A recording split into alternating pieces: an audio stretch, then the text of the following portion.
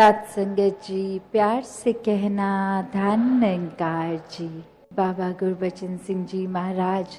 की जीवन की जो भी हर पल से सिखलाई मिली, ये रूप आज अगर हम देखें तो उस जनरेशन और आज कितने दासी और दासी से यंगर जनरेशन जो फिजिकली रूप अगर नहीं भी देख पाए तो भी ये बिल्कुल भी मन से ना सोचे कि हमने फिजिकली नहीं देखा तो हमको कैसे पता चलेगा ये जीवन कैसा था। क्योंकि ये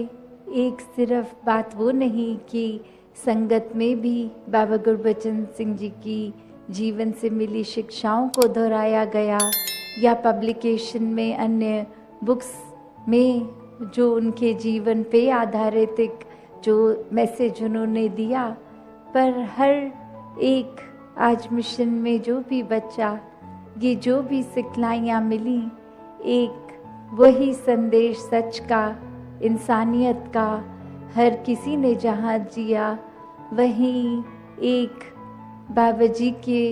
मुख से भी सिर्फ नहीं, कर्मों द्वारा भी वही संदेश उन्होंने हर पल में जिया कि कैसे मानवता को एक होना है। एक संसार में एक होने की जो बात होती है वो हम अगर पारिवारिक अपने यूनिट से भी देखें कि कुछ सदस्य ही परिवार के और आपसी मनमुटाव इतने कि एक परिवार होते हुए भी एक नहीं, तो पूरे मानव संसार के एक होना, ये जो एक कईयों को तो ये लगेगा कि ये तो कल्पना की बात है, ये तो हो ही नहीं सकता। उस संदेश को सच कर दिखाया कि वाकई ही एक मानवता है तो एक निराकार परमात्मा के ही अंश सब में, कोई ऊंचा नीचा नहीं, कोई मनमुटाव एक किसी बात से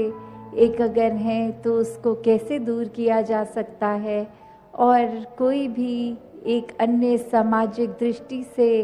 एक फर्क, एक उस तरह रूप में बायस जो है उसको कैसे दूर किया जा सकता है। तो जब इस एक परमात्मा निराकार को जान लिया जाए तो फिर एक ही वो बात की जब परमात्मा एक, तो परमात्मा सभी के अंदर जो इसकी अंशात्मा सब एक समान, सब सम्माननीय, कोई भेदभाव नहीं, कोई ऊंचा नीचा नहीं।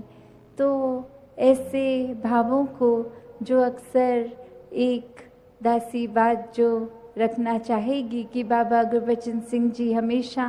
एक ज्ञान और कर्म के बैलेंस को बहुत ही इम्पोर्टेंस देते थे कि कैसे अपने जीवन में हमने सिर्फ ज्ञान की बात ही नहीं करनी, ज्ञान को लेकर बस उसको कर्म में नहीं डाला तो उसका फ़ायदा नहीं। एक उदाहरण जो वो देते थे कि एक असली इमारत जो बनकर तैयार वर्सेस एक ब्लूप्रिंट जो सिर्फ कागज़ में है, तो कागज़ी वो ब्लूप्रिंट तो सिर्फ एक कला का माध्यम, एक वो ड्राइंग रूप, एक उस तरह फ़ायदा क्या, एक क्या उस घर में बने, एक कागज़ पे बने उस घर की हम छाए में रह सकते हैं, क्या उसमें निवास कर सकते हैं, क्या उसमें एक अपने जीवन को आसान काट सकते हैं। जब तक वो इमारत कागज़ पे है उसका कोई फ़ायदा नहीं, और जब वही इमारत असल रूप एक घर का, मकान का ले लेती है तो हर दिन उसमें एक बहुत ही आराम से जीवन को जिया जा सकता है। तो उसी प्रकार एक ज्ञान रूपी नॉलेज अगर ले ली और जीवन के हर पल में उसको फिजिकल रूप, ये प्रैक्टिकल रूप नहीं किया, तो फिर वो एक उस तरह उपयोग में नहीं लाने की वजह से वो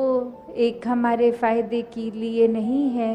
और वो ही जब ज्ञान का आसरा लेके मन में उसको बसा के कर्मों में प्रैक्टिकल किया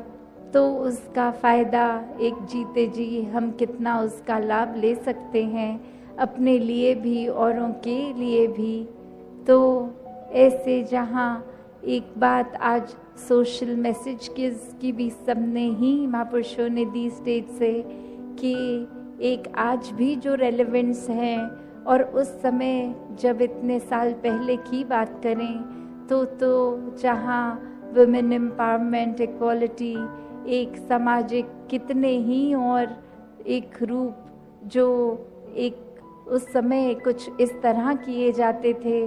और उस समय एक ये इम्पोर्टेंट डिसीजन लेकर कि नशों से घर आज़ाद हो जाएं, एक घर में प्यार वाला माहौल बने, दिखावा ख़त्म हो, एक संसार में कैसे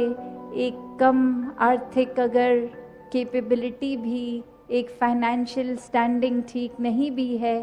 तो भी कैसे अपने आप को उतना ही मानवता की सेवा के लिए अर्पण किया जा सकता है जितना एक धनवान रूप भी किसी का हो तो भी वो कर सकते हैं। तो कैसे एक भाव को प्राथमिकता दी, एक मन में उस ज्ञान को बसाकर हर पल जीवने जीवन की शिक्षा को एक प्रधानता की बोल तक नहीं, कर्मों में ये ढले, कैसे एक संदेश समझाते कि संसार में तो एक किसी को अगर पत्थर मारते हैं और चोट लग जाती है, पर जब अपने आप को फूल भी ज़ोर से मारेंगे तो वो भी लगेगा। तो वो जो मैसेज बाबा जी ने दिया, और अब हम अगर उसको इम्प्लीमेंट करें कि जो अपनों की फूल की मारने वाली भी चोट है, तो हमारे लिए तो कौन अपना कौन पराया, पूरा संसार ही अपना है। तो कैसे हमको अब परिणाम स्वरूप अपने कर्मों पे फोकस करना है, कि हमारी सोच पर फोकस करना है। कि अक्सर हम ये तो कंपेयर कर लेते हैं कि उस व्यक्ति ने जितना हमें बुरा भला बोला, हमने तो उसके मुकाबले एक भी बात उसको इतनी खराब नहीं बोली। तो बात तो वही कि दूसरे ने अगर हमें ज़ोर से इतना मारा पत्थर, तो हमने उसकी तुलना तो उसको फूल ही मारा।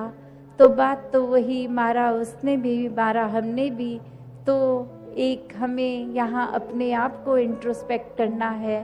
एक अपने अंदर सोचना है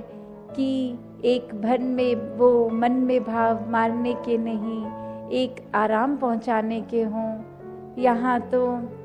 बाबा जी, राजमाता जी, सतगुरु बाबा हरदेव सिंह जी महाराज, माता सविंदर जी ऐसे ही बात समझाते कि अपने जीवन में हमें एक दूसरों की ओर नहीं, अपनी ओर देखना है, अपने कर्मों को सुधार करना है,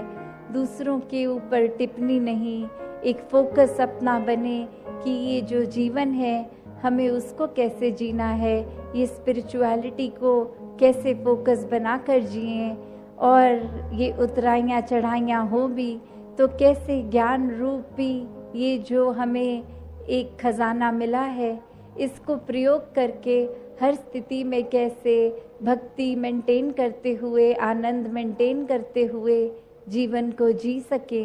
तो कैसे एक भावना भक्ति की, सेवा की, एक कैसे अपने आप को